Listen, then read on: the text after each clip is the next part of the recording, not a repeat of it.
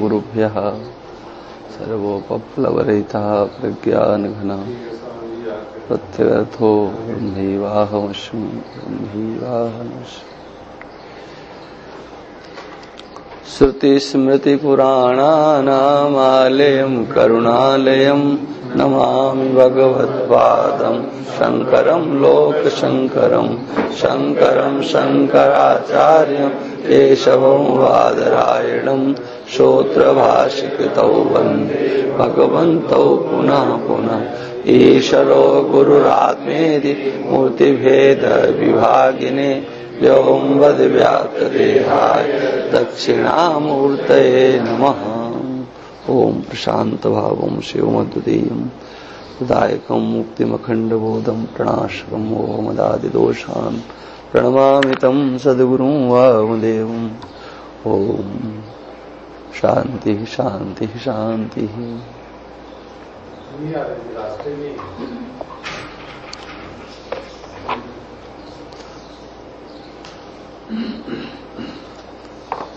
कितना पृष्ठ है भाई? 343। ये अभ्यास कितने प्रकार का? अच्छा, आज तो फिर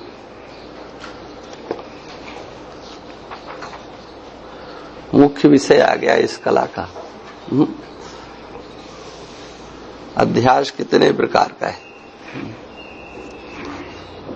तो ज्ञानाध्यास और अध्यास, इस भेद से अध्यास दो प्रकार का है।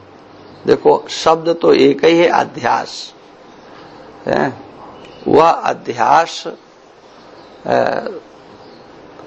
उसको समझाने के लिए कह दिया, दो भाग उसमें हो जाया करते हैं। एक अंतर का विषय है और एक बाह्य विषय है। जैसे सीपी तो है बाहर है, लेकिन हमको चांदी जो प्रतीति हो रही है, वो जो चांदी है वो तो हमारे हृदय में है। कैसे? ज्ञान रूप से। ज्ञान रूप से हमारे हृदय में उसके संस्कार हैं और उन संस्कारों के बल से ही हमारे अंतःकरण की वृत्ति नेत्र के माध्यम से उस सीपी तक जाती है। और ये सीपी है, ये आकार स्पष्ट नहीं होता है, तो ये रजत है, ये चांदी है, इस तरह से आकार हो जाता है। तो रजत और रजत का ज्ञान, ज्ञान तो है हमारे हृदय में, और रजत कहाँ प्रतीत हो रही है? वो सीपी में है ना। एक ये स्थिति समझ लो, ये अध्यास हो गया, इसी को भ्रम कहेंगे हैं। लेकिन बारीकी से समझने के लिए कि वहां ज्ञान नहीं है, ज्ञान हमारे पास है, इसलिए ज्ञानाध्यास माने ये पहले ज्ञानाध्यास माने ज्ञान भ्रम। ज्ञानाध्यास को कहेंगे ज्ञान भ्रम है, तो हमारा ज्ञान ही भ्रमित हो गया ना। नेत्र की ज्योति के द्वारा अंतःकरण की वृत्ति गई, तो वो सीपी है ऐसा ज्ञान उसे प्राप्त नहीं हुआ, रजत है ये प्राप्त हुआ है। तो ज्ञान में भ्रम हो गया, और ज्ञान में भ्रम होने के कारण फिर सीपी की जगह पर रजत का भ्रम हो गया। तो रजत हो गया विषय, इसको कहेंगे अर्थ है। अर्थाध्यास माने अर्थ का भ्रम, विषय का भ्रम, और ज्ञानाध्यास माने ज्ञान का भ्रम है ना। और अध्यास संज्ञा तब हो जाती है जब उसमें दृढ़ता रहती है। जब तक आपको सीपी का ज्ञान नहीं होगा तब तक आपकी बुद्धि से रजत जा नहीं सकती, ये दृढ़ है। इसलिए ज्ञानाध्यास और अर्थाध्यास इस भेद से अध्यास दो भांति का है। इसमें अर्थाध्यास के निम्न प्रकार से 6 भेद हो जाते हैं, बस ये यहाँ पर जो है ना, यही विषय मुख्य इस कला का है।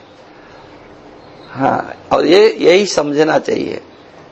केवल संबंधाध्यास, संबंध सहित संबंधी का अध्यास, केवल धर्माध्यास, धर्म सहित धर्मी का अध्यास, अन्योन्याध्यास और अन्यतराध्यास, है। ये अर्थाध्यास के 6 भेद हो गए, हैं। और अगर इसको संक्षेप में कहें तो क्या कहेंगे? स्वरूपाध्यास और संसर्गाध्यास। इस भेद से इस अर्थाध्यास ये 2 प्रकार का हो गया। उपरोक्त 6 अध्यास इसी के अंतर्गत ही हैं, और 5 भ्रांतियां भी इन दोनों के अंतर्गत ही हैं। किन दोनों के अंतर्गत? स्वरूपाध्यास और संसर्गाध्यास के अंतर्गत है। हाँ। आगे जो वर्णित है आत्मा अनात्मा के विशेषणों का अन्योन्याध्यास भी इसी के अंतर्गत है। अब देखो इसकी टिप्पणी देख लो। इसी को हमको समझना है विशेष करके।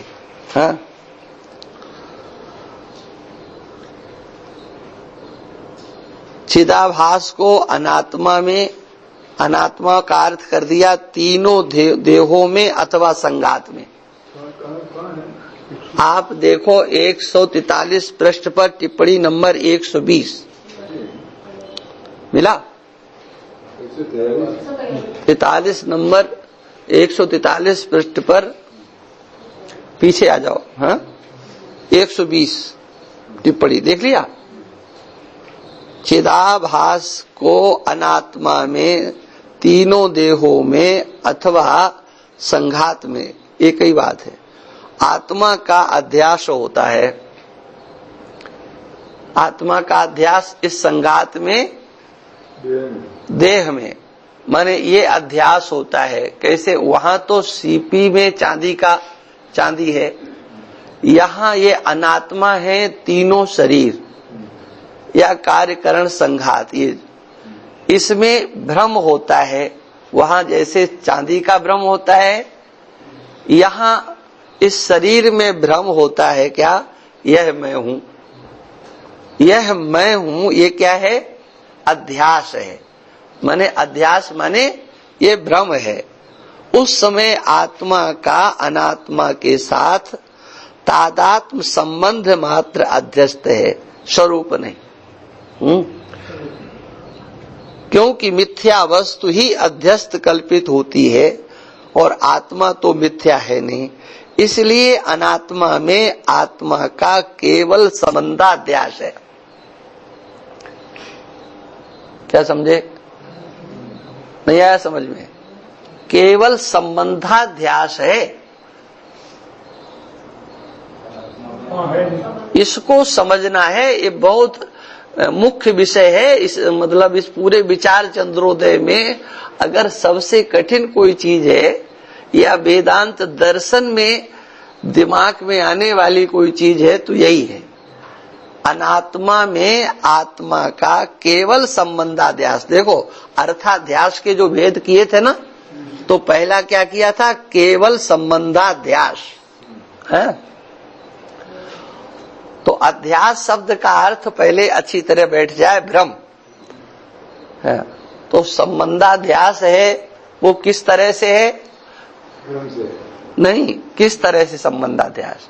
संबंधाध्यास का स्वरूप क्या होगा, ये अच्छी तरह से समझना है। और इस बात को अनेकों बार आपने सुना होगा, बस इसको उलट देना है। हम अभी अभी जैसे राजकुमारी ने पूछा था, है अभी अभी कहा था कि आप इसको मेरा कह सकते हो, इसको मैं नहीं कह सकते हो, नहीं कह सकते ना। इसलिए केवल मेरा, ये क्या है, ये संबंधाध्यास हो गया। ये मेरा ही तो है ना। संबंध कहाँ होता है? जहां पर आप मेरा कह सको और मैं नहीं कह सको। नहीं नहीं नहीं नहीं नहीं नहीं, गलत नहीं, वो अलग विषय। पहले ये समझ लो कि आप इसको मैं शरीर हूं ऐसा कह सकते हो क्या? आप मेरा ही कहोगे, क्या समझे? एक एक चीज को समझो। प्रश्न को आगे करोगे तो वो विषय छूट जाएगा, उत्तर तो वहीं बैठा हुआ है।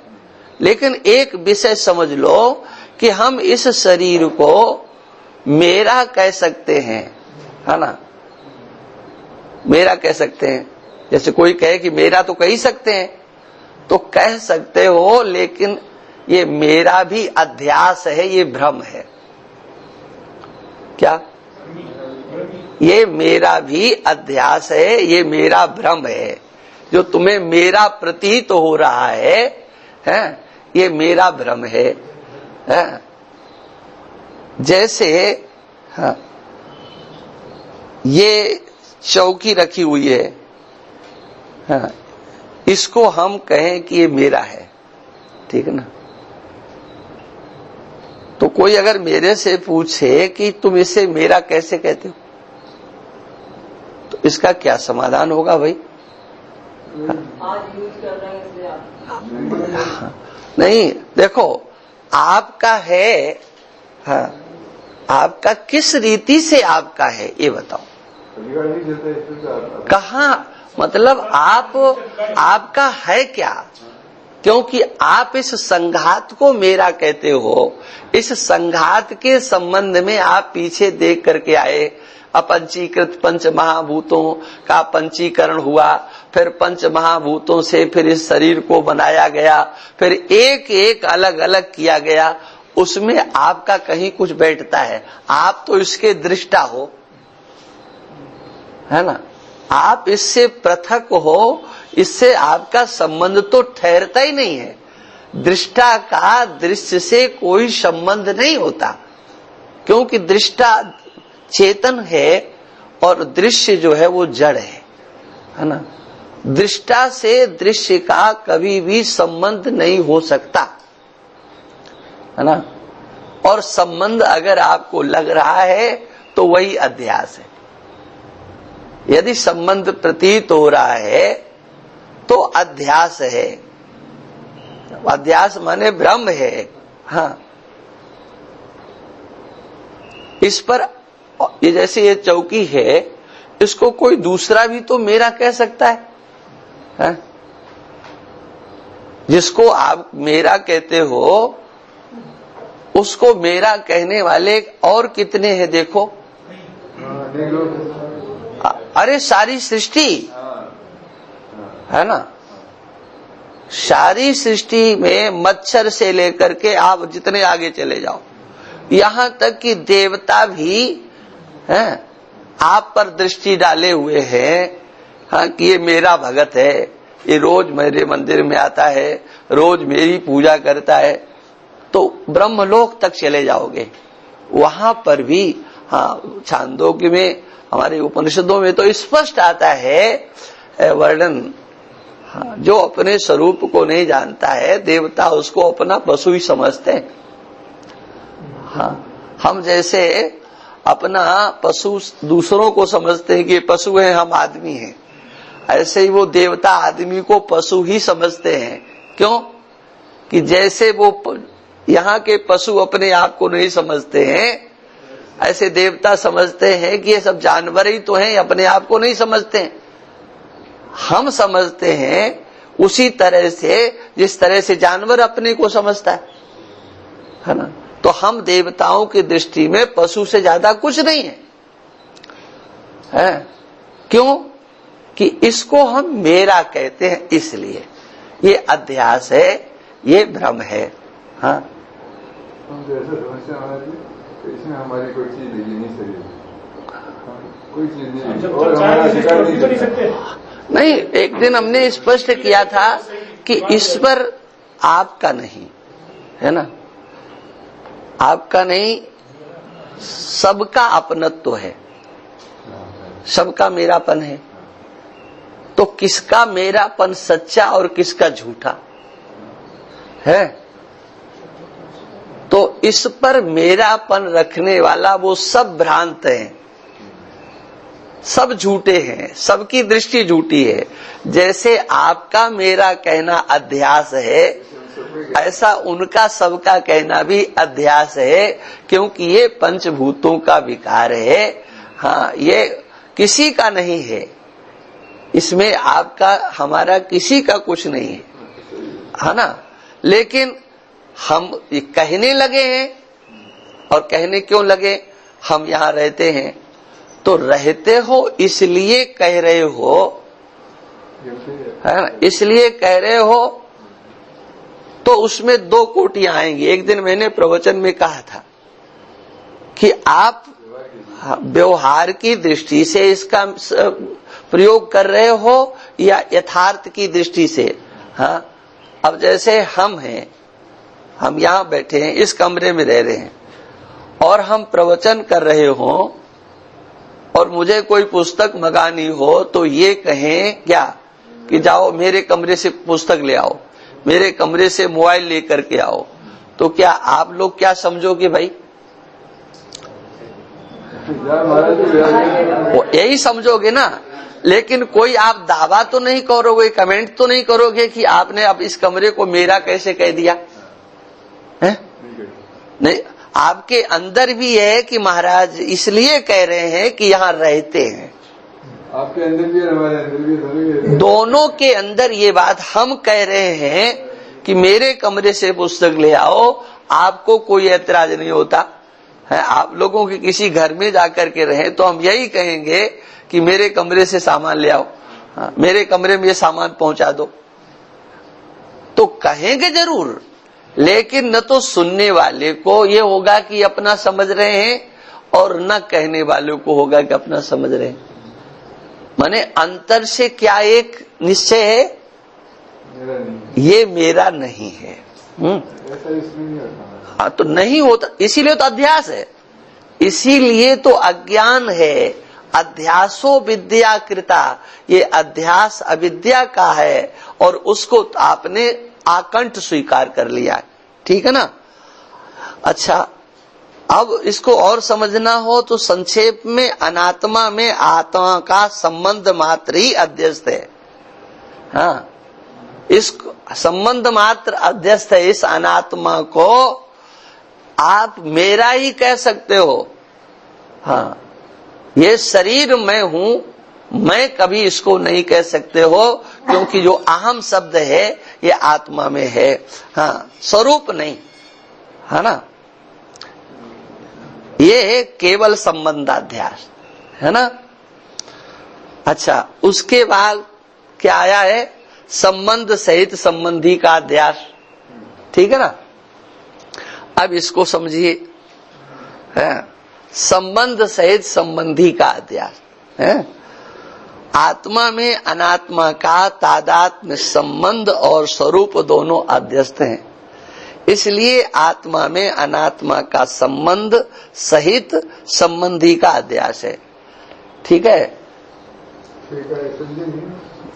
तो समझो, देखो पहले इतना तो समझ लिया, वो बात तो आगे समझ में वहां तक तो पक्के हो गए ना, संबंधाध्यास, है ना। अब समझना है संबंध सहित संबंधी का अध्यास, है ना। संबंध सहित संबंधी का अध्यास समझना है। तो देखो, संबंध तो हो गया ये मेरा शरीर, ठीक है ना। तो मेरा शरीर ये हो गया संबंध, है, और शरीर हो गया संबंधी। तुम्हारी बात आ रही है? शरीर क्या हो गया? शरीर हो गया संबंधी, अब उस संबंधी का अध्यास हुआ। संबंधी का क्या अध्यास हुआ? संबंधी के स्वरूप का अध्यास हुआ है। जैसे ये मेज है, इस मेज को कहें हम मेरा, ठीक है, तो ये संबंधाध्यास हो गया, संबंधाध्यास हो गया ना। अब ये संबंध से फिर संबंधी हो गई लकड़ी, है ना। अब इस लकड़ी में हमारा स्वरूप का अध्यास, यह मैं हूं, माने इसके स्वरूप को हम अपना कह दें, इसमें इसकी आकृति को हम अपना कह दें। इस मेज को मैंने मेरा कहा तो ये मेज हो गया संबंधी है। अब इस संबंधी का अध्यास या मैं हूं, तो ये बताओ ये लकड़ी है कि ये मैं हूं?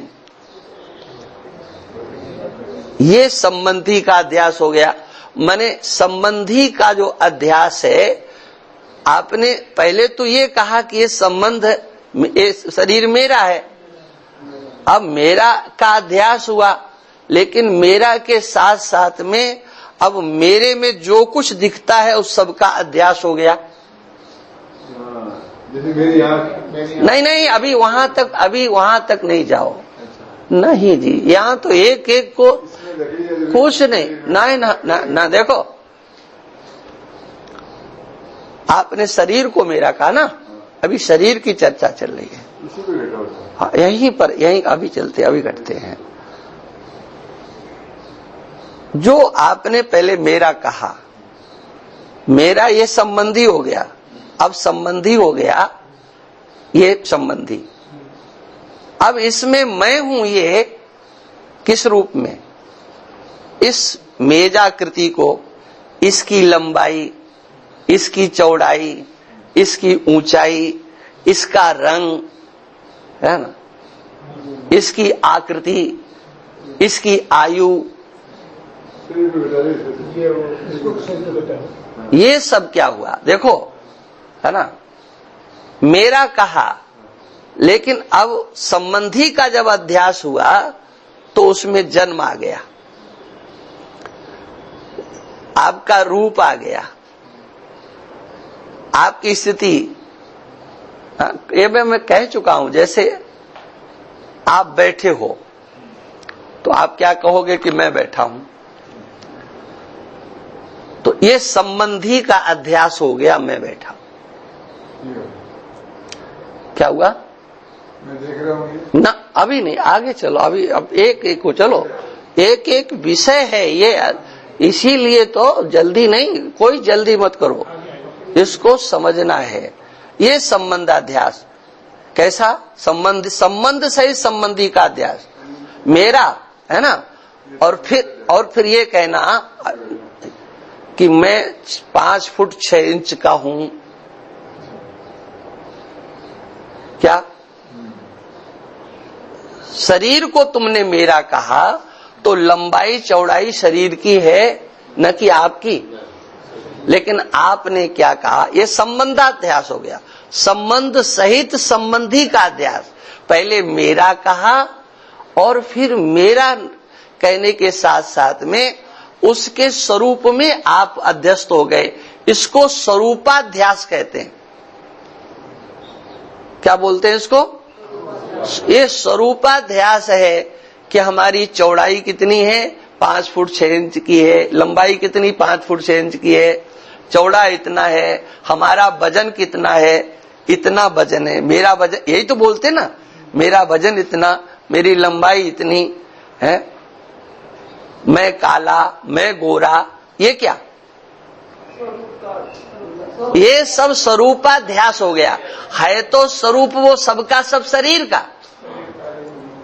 जिसको तुमने पहले मेरा कहा है, जिसको तुमने मेरा कहा, उसी में अब तुम्हारी मैं बुद्धि बैठ गई।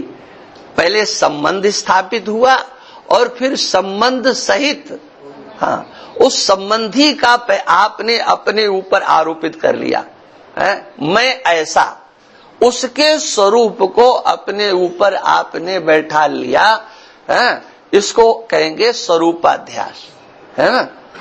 तो अब यहां दोनों आ गए, संबंध भी आ गया और संबंधी भी आ गया। आपने मेरा भी उसको कहा है, और जो मेरा है उसमें मैं बुद्धि भी, मैं बैठा हूं, मैं खड़ा हूं, मैं चौड़ा हूं, मैं लंबा हूं, मैं मोटा हूं, मैं पतला हूं, है। आरोपित कर लिया। अरे और आगे चलते चले जाओ, मैं बाल हूं, मैं युवा हूं, मैं वृद्ध हूं, है। और उसमें कल्पना फिर करते चले जाओ, है? मैं ब्राह्मण हूं, मैं क्षत्रिय हूं, मैं वैश्य हूं, हाँ। और उसमें फिर कल्पना करते चले जाओ, हाँ, मैं पिता हूं, मैं पुत्र हूं, इत्यादि इत्यादि। और ढूंढने चलो तो आपको कुछ भी मिलने वाला नहीं है। जैसे सीपी में ढूंढने के लिए चलो, न चांदी मिलने वाला, न बॉर्डर मिलने वाला, न कागज मिलने वाला। जैसे सीपी में कुछ नहीं मिलने वाला है, ऐसे ही आप इस शरीर में ढूंढने के लिए चलो तो न जाति ढूंढने को कहीं मिलेगी, न कहीं पिता पुत्र ढूंढने को मिलेगा, न ब्राह्मण क्षत्रिय वैश्य ढूंढने को मिलेगा, है ना, न कहीं मनुष्य ढूंढने को मिलेगा। है क्या? है तो केवल शरीर। उस शरीर के स्वरूप का अध्यास हमको हो गया कि हम ऐसे, तो शरीर के स्वरूप का अध्यास हुआ। किस रूप में? मेरा जन्म हुआ। हाँ, ये बार बार मैं इसलिए कह रहा हूं कि शरीर के स्वरूप का अध्यास। स्वरूपाध्यास क्या है? स्वरूप का अध्यास माने शरीर के स्वरूप का भ्रम हो गया। किसमें? अपने अंदर है। मैं इतना लंबा, इतना चौड़ा, इतना मोटा, काला, गोरा इत्यादि। ये क्या है? ये स्वरूपाध्यास। इसी को कहते हैं संबंध सहित संबंधी का अध्यास है। अब देखो आगे क्या है? केवल धर्माध्यास है। तो अब इसमें केवल धर्माध्यास के संबंध में देखो टिप्पणी में बता रहे हैं, स्थूल देह के गोरा काला आदि और इंद्रियों के दर्शन आदि धर्मों का ही आत्मा में अध्यास होता है, उसके स्वरूप धर्मी का नहीं। इसलिए आत्मा में देह और इंद्रियों के केवल धर्मों का अध्यास होता है। क्या समझे? इंद्रियों के धर्मों का अध्यास। हाँ, माने नहीं, देह के धर्मों को भी आप स्वीकार कर रहे हो। कैसे? लंबा चौड़ा, मोटा पतला, वजन इत्यादि, जन्म, वो देखो दो के अंतर्गत सब आ जाएंगे, लेकिन इसका विभाग और बारीकी से करके बता रहे है ना। आप अब इसको और नीचे चलेंगे तो फिर अब धर्माध्यास है। धर्माध्यास क्या है? देखो, शरीर है धर्मी है, लेकिन शरीर है धर्मी, तो धर्मी के तो बहुत से अध्यास आपने स्वीकार कर लिए, संबित कर लिए संबंधाध्यास के अंदर। हाँ, ठीक है ना। लेकिन कुछ ऐसे हैं स्थूल देह के क्या, जिनको कि आप धर्मों को ही स्वीकार कर रहे हो। जैसे शरीर का गोरापना, कालापना, रंग है ना। हाँ, तो ये कहाँ दिखाई पड़ता है? रंग इत्यादि शरीर में, चमड़ी पर ऊपर, ठीक है ना। नहीं तो आप मैं चमड़ी हूं ये नहीं कह सकते हो, है ना। लेकिन उस चमड़ी का जो स्वरूप है उसका आपने अध्यास किया। मैं ऐसा,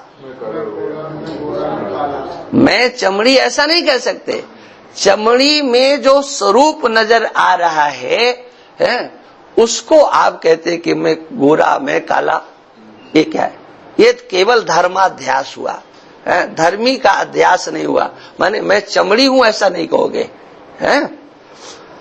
इसी प्रकार से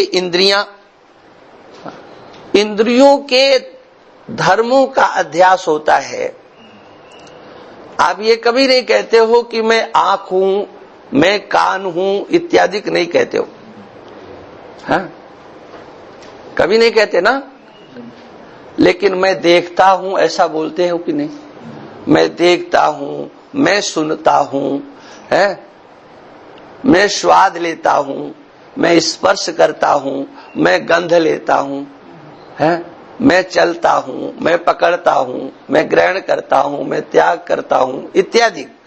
आप इंद्रियों, कर्मेंद्रिय, ज्ञानेंद्रियों के द्वारा होने वाले समग्र कर्मों को अपने ऊपर आरोपित करते हो। तो ये क्या है? वो तो इंद्रियों के धर्म हैं, है ना। तो इंद्रियों के धर्मों का अध्यास है। समझ में आया कि नहीं? लिखो बाद में, ये पहले सुन लो। इंद्रियों के धर्मों का अपने आत्मा में अध्यास है। क्या अध्यास है? कि जो उनके द्वारा कार्य हो रहा है उसे आप अपने मैं में आरोपित कर रहे हो। तो ये क्या हो गया? ये अध्यास हो गया और ये भ्रम हो गया, है ना, और ये अज्ञान हो गया। माने इंद्रियों के द्वारा हो रहा व्यवहार उसके तुम करता नहीं हो। क्यों? वो, हाँ, वो क्या कार्य करण और संघात में हो रहा है ऐसा माने? नहीं। कार्य तो देखो, करण वह है जो कार्य के अंतर्गत दिखाई पड़ता है। ये शरीर कार्य है और इस शरीर में स्थित है इंद्रियां, वो है करण, है।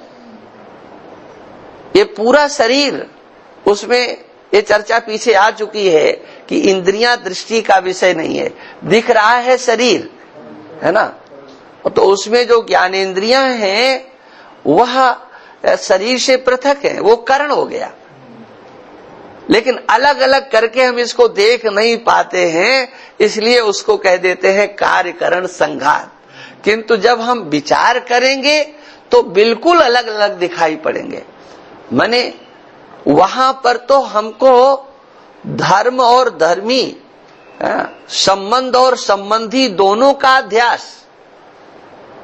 अब इंद्रियों के अंदर जब हम आएंगे तो वहां पर कभी भी हमें धर्मी का अध्यास नहीं होगा। अरे फिर धर्मी है इंद्रियां और धर्म है उनका व्यवहार। तो हमें व्यवहार का अध्यास होता है, इंद्रियों का अध्यास नहीं होता। माने इंद्रियों के द्वारा हो रहे कार्य, उनको हम कहाँ आरोपित करते हैं? अपने मैं के ऊपर आरोपित करते हैं। बस यही अध्यास है। इंद्रियों का अध्यास कुछ नहीं है। इंद्रियों के धर्म को हम अपने मैं के ऊपर आरोपित करते हैं। मैं देख रहा, मैं सुन रहा है। इंद्रियों के धर्मों को अपने में अध्यास कर लिया, आरोपित कर लिया। तो जब आप आरोप को हटाओगे, अध्यास की निवृत्ति करोगे, तो क्या रह जाएगा? न मैं देख रहा हूं, न मैं सुन रहा हूं, न मैं चल रहा हूं, न खा रहा हूं। माने इंद्रियों के समग्र व्यवहार को आपने, धर्म को अपने ऊपर आरोपित कर लिया है, तो आप कर्ता बन गए। और जब इस अध्यास की निवृत्ति हो गई, इंद्रियों का जो धर्म है उस धर्म को इंद्रियों में रहने दीजिए, है ना। इंद्रियान इंद्रियार्थेषु वर्तन्त इति मत्वा न सज्जते। भगवान कृष्ण कहते हैं इंद्रियां अपने विषय में व्यवहार कर रही हैं। पश्यन, श्रवण, स्पर्शन, जिग्रन, असनन, गच्छन, स्वपन, श्वसन, कल्पन, विसर्जन, ग्रहणन, उन्मिशन, निवसन अभी नैव किंचित करोमीति युक्तो मन्येत तत्त्ववित्। इसमें ये यही है। कैसे वो है? यो युक्त है, समाहित है, बुद्धिमान है, वो कहता है कि मैं नहीं करता हूं, क्योंकि उसकी बुद्धि से ये भ्रम निकल चुका है। इंद्रियों के कर्तृत्व को वो अपने ऊपर आरोपित नहीं करता है, वो धर्माध्यास उसका निवृत्त हो चुका है। अपने ऊपर आरोपित इंद्रियों का जो धर्म, उससे वो पृथक हो गया। बात आई समझ में कि नहीं? दृश्य कोटि में चले गए सारे। वो तो जाना ही उनको दृश्य। अब दृश्य में ही तो अध्यास हुआ है। अध्यास कहाँ है? दृश्य में समग्र अध्यास जितना है वो सब दृश्य में है। हाँ, और दृश्य बहुत बड़ा है। तीनों शरीर दृश्य हैं, पंचोकोश 5 कोश दृश्य हैं, और आपकी तीनों अवस्थाएं दृश्य हैं। ये सब दृश्य है आपका। कहाँ दिखाई पड़ता? इसी शरीर में रह करके ये सब दृश्य के रूप में हो गया। लेकिन अब दृश्य में ही अध्यास हो गया, दृश्य में ही भ्रम हो गया। दृश्य को हमने दृश्य नहीं रहने दिया, है ना। आंख को आंख के रूप में हम मानते आंख है। मैं आंख हूं ऐसा आप कभी नहीं बोलते हो। तो मैं देख रहा हूं ये समझदारी क्यों दिखाते हो? हाँ, तो बस इसी का नाम अध्यास। और अपने ऊपर कर्तृत्व तुमने ओढ़ लिया।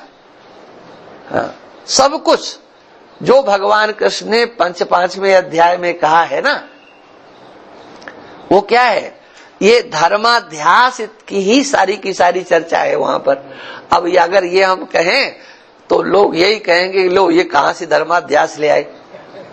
बात केवल उतनी है, वहीं से है, हैं? लेकिन उस प्रक्रिया को समझाने के लिए यहां पर कह दिया जाता है। ये आ गया ना, इंद्रियों के केवल धर्मों का अध्यास है। ठीक है, धर्माध्यास हो गया। तो ऐसे मानने की जरूरत, मेरी आंख देख रही है ऐसे मानने की, फिर वही बात, तो मेरी आंख देखी तो वो भी अध्यास हो गया। मेरा अपना कहना भी तो अज्ञान हो गया ना। मेरा कहना ये पहले ये मेरा से तो कहानी शुरू हुई। ये संबंधाध्यास, ये सबसे बड़ी पहली ना समझी का प्रथम कक्षा वही है।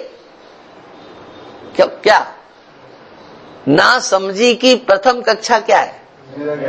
मेरा कहना। हाँ, अब तो हम उससे आगे चल रहे हैं, हाँ ना। ये जो अध्यास का विषय है इतना कठिन है कि आए तो कहो चुटकी में आ जाए, और नहीं तो हाथ पैर पीटते रहो और कुछ पल्ले नहीं पड़ता। ऐसा मान सकते हैं प्रकृति से प्रकृति में सारी, वो सब फालतू की बातें हैं। पहले तुम यहाँ समझ लो, उसके बाद तुम चाहे जहां से समझ लेना, उससे कोई मतलब नहीं है। ये प्रकरण ग्रंथ है, ध्यान रखना, और प्रथम ग्रंथ है। और इसमें ये जो छठी कला है ना, इसको तुम लोगों ने ठीक कर लिया ना तो पास हो जाओगे। और इसको अगर ठीक नहीं किया तो चाहे जितना आगे पीछे दौड़ते रहना, कुछ हाथ लगने वाला नहीं है। अच्छा, अब कहते हैं धर्म सहित धर्मी का अध्यास है। तो कहते हैं देखो, अंतःकरण के कर्ता भोक्तापन आदि धर्म और स्वरूप और धर्मी ये दोनों आत्मा में अध्यस्त हैं। इसलिए अंतःकरण का आत्मा में धर्म सहित धर्मी का अध्यास है। क्या? धर्म सहित धर्मी का है ना। अंतःकरण और अंतःकरण से होने वाला समग्र व्यवहार है ना। उसको अपने ऊपर नहीं लेना। नहीं, पहले अध्यास है कि नहीं ये तो निश्चित करो। मैं के ऊपर पहले अध्यास है कि नहीं। अंतःकरण आपका मन, बुद्धि, चित्त, अहंकार, ठीक है ना। ये तो अंतःकरण हो गया है।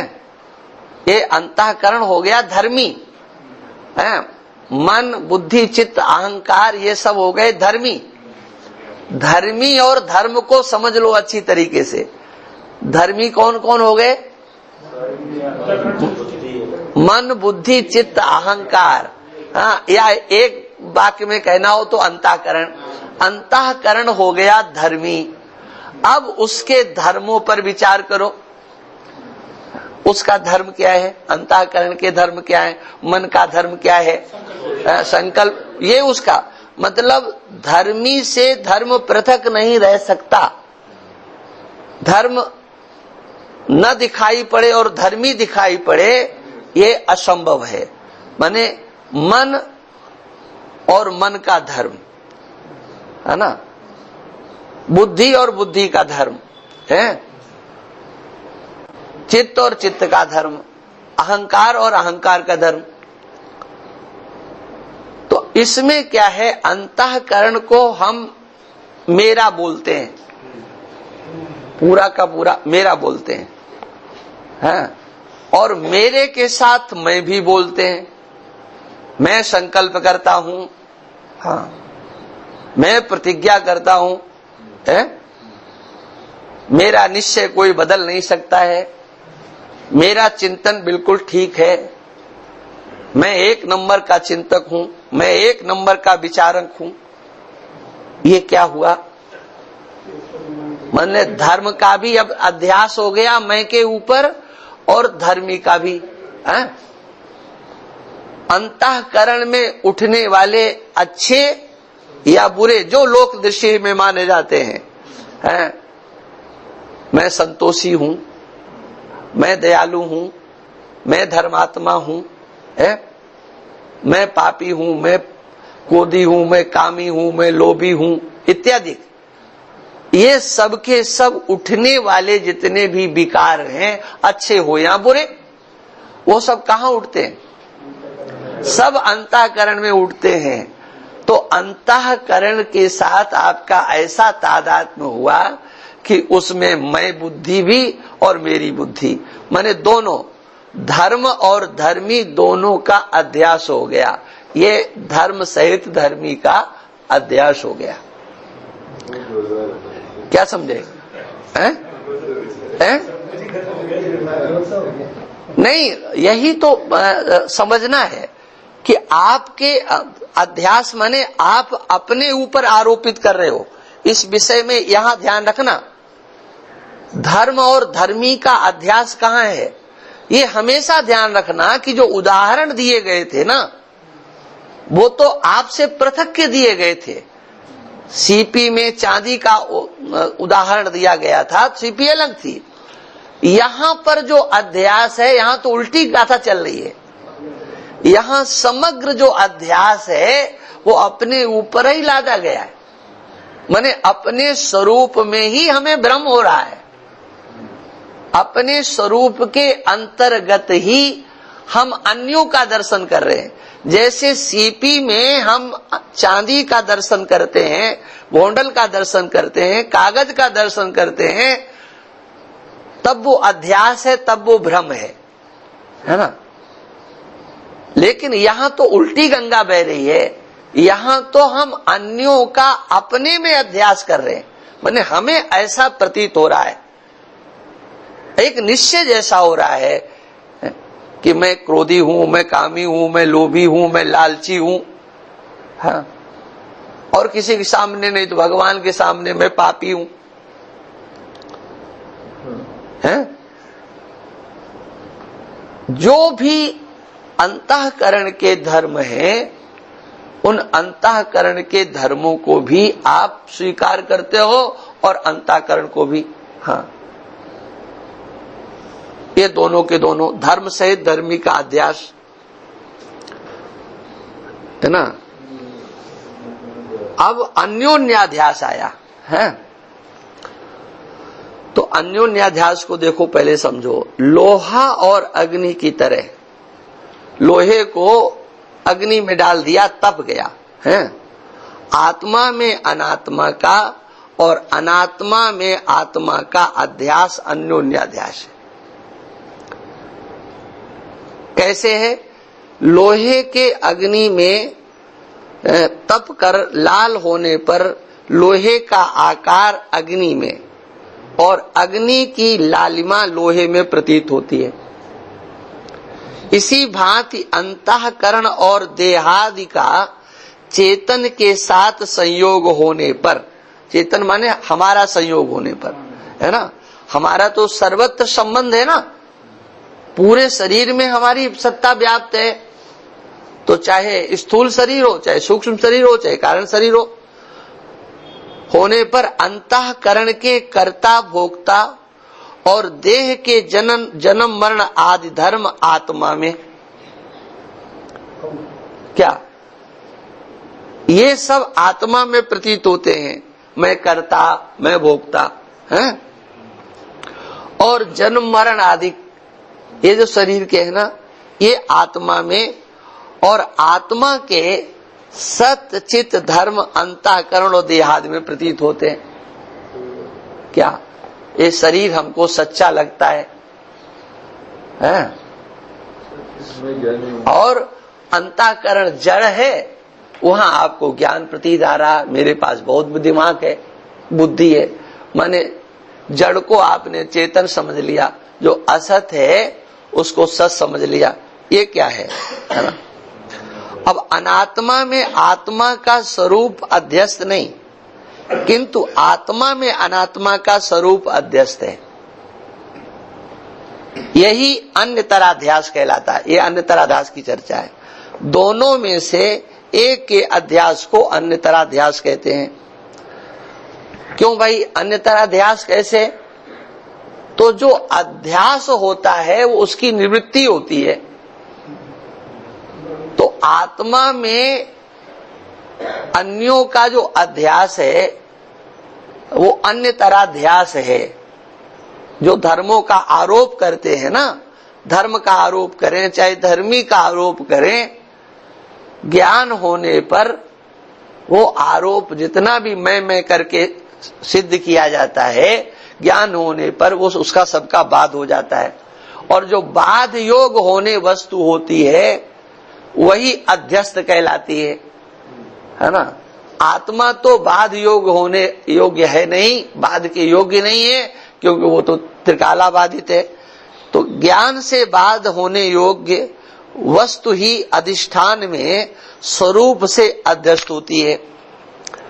देहादि अनात्मा का अधिष्ठान के ज्ञान से बाध होता है, हाँ? इसलिए इस संघात का आत्मा में स्वरूपाध्यास है ना। अब देखो यहां पर संसर्गाध्यास अथवा स्वरूपाध्यास, इसकी चर्चा करते हैं। अन्यतराध्यास तक अन्योन्याध्यास हो गया और अन्यतराध्यास, ये यहां तक क्या चर्चा थी? जो हमने अर्थाध्यास के 6 भेद किए थे उनकी चर्चा। वैसे उस अर्थाध्यास को 2 ही रूपों में परिवर्तित किया जा सकता, और आप लोग विचार करोगे तो अच्छा लगेगा। एक स्वरूपाध्यास और एक संसर्गाध्यास, है ना। इन 2 में ही समेट दिया जाता है, हाँ।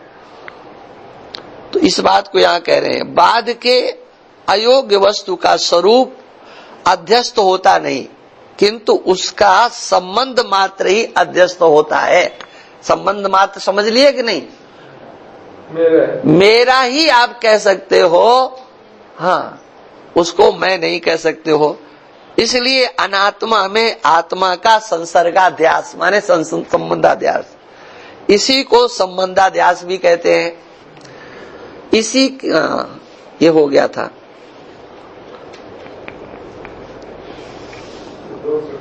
हैं? ये तो हो गया था ना। 126 और हैं? 126 में स्वरूपाध्यास, 127 संबंधाध्यास। हाँ नहीं, ये तो आपका ये तो विषय पूरा हो गया, संबंधाध्यास इसी को कहते हैं, हाँ। अब आगे आपका जो आया है ना 128 अर्थाध्यास 2 प्रकार का है। उपरोक्त ये 6 प्रकार का अध्यास इसी के अंतर्गत है। किसके अंतर्गत? स्वरूपाध्यास और संसर्गाध्यास के अंतर्गत है। और 5 प्रकार की भ्रांतियां भी इन्हीं दोनों के अंतर्गत हैं, हाँ। अब आगे का विषय इसमें, लेकिन इस टिप्पणी को और देख लो। केवल धर्माध्यास, धर्म सहित धर्मी का अध्यास, अन्यतराध्यास संबंध सहित संबंधी का अध्यास, इसको संसर्गाध्यास सहित स्वरूपाध्यास कहते हैं। ठीक है। और अन्योन्याध्यास का आधा भाग और अनात्मा का स्वरूप हुई आत्मा में अध्यस्त है, ये सब स्वरूपाध्यास के अंतर्गत है। इसी का वर्णन कर रहे हैं। केवल संबंधाध्यास और अन्योन्याध्यास का आधा भाग संसर्गाध्यास के अंतर्गत है। आत्मा का स्वरूप सत्य होने से अध्यस्त नहीं, किंतु उसका संसर्ग अर्थात तादात्म्य संबंध अनात्मा में अध्यस्त है। अध्यस्त है माने भ्रांति से प्रतीत हो रहा है। हाँ, इस प्रकार अन्योन्याध्यास दोनों के अंतर्गत है। भेद भ्रांति, कर्ता भोक्ता पने की भ्रांति, विकार भ्रांति, ब्रह्म से भिन्न जगत के सत्यता की भ्रांति, ये सब स्वरूपाध्यास के अंतर्गत आ जाते हैं। और संग भ्रांति, ये सब संसर्गाध्यास के अंतर्गत आ जाती है। चलो अब देखो प्रश्न है, अहंकाराधिक आत्मा का और अनात्मा का और आत्मा का अध्यास जानने में विशेष उपयोगी अर्थात सब अध्यासों में अनुस्यूत कौन सा अध्यास है? तो उसका नाम है अन्योन्याध्यास। ये अन्योन्याध्यास क्या है? तो कहते परस्पर पे परस्पर के अध्यास का नाम अन्योन्याध्यास है। ये पहले बता चुके हैं। हाँ, आ चुका है। आत्मा और अनात्मा का परस्पर अध्यास कैसे होता है? तो कहते सत चित आनंद अद्वैतपना, ये चार विशेषण आत्मा के। ठीक है। असत, जड़, दुख और द्वैतपना। हाँ, ये द्वैतपना, ये चार विशेषण, ये जो उन्होंने कोष्टक में लिख दिया उसको छोड़ दो। हाँ, असत, जड़, दुख और द्वैत सहितपना, ये चार विशेषण आत्मा अनात्मा के हैं, है ना। उसमें अनात्मा के दुख और द्वैत सहितपना, इन दोनों विशेषणों ने आत्मा के आनंद और अद्वैत पुण्य को ढक दिया है। इस कारण से आत्मा में मैं आनंद रूप और अद्वैत रूप हूँ ऐसी प्रतीति नहीं होती, किंतु मैं दुखी हूँ, मैं ईश्वर से भिन्न हूँ, इस प्रकार की प्रतीति होती है। आत्मा के सत और चित, इन दोनों विशेषणों ने अनात्मा के असत और जड़पने को ढक दिया है। इस कारण अनात्मा रूप अहंकार आदि में असत है और अभान रूप जड़ रूप है ऐसी प्रतीति नहीं होती है, किंतु विद्यमान है, भासता है, चेतन है, ऐसी प्रतीति होती है। इस रीति से आत्मा और अनात्मा का अध्यास है। इति विचार चंद्रोदय प्रपंच मिथ्यात्व वर्णन नामिका षष्ठ कला समाप्ता। ओम पूर्णमदः पूर्णमिदं पूर्णात् पूर्णमुदच्यते पूर्णस्य पूर्णमादाय पूर्णमेवावशिष्यते। ओम शांति शांति शांति। श्रुति स्मृति पुराणानामालयं करुणालयं नमामि भगवत्पादं शंकरं शंकराचार्यं केशवं वादरायणं श्रोत्रभाष्यकृतौ वन्दे भगवन्तौ ईश्वरो गुरुरात्मेति मूर्तिभेद विभागिने व्योमवद्व्याप्तदेहाय दक्षिणामूर्तये नमः। ओम शांति शांति।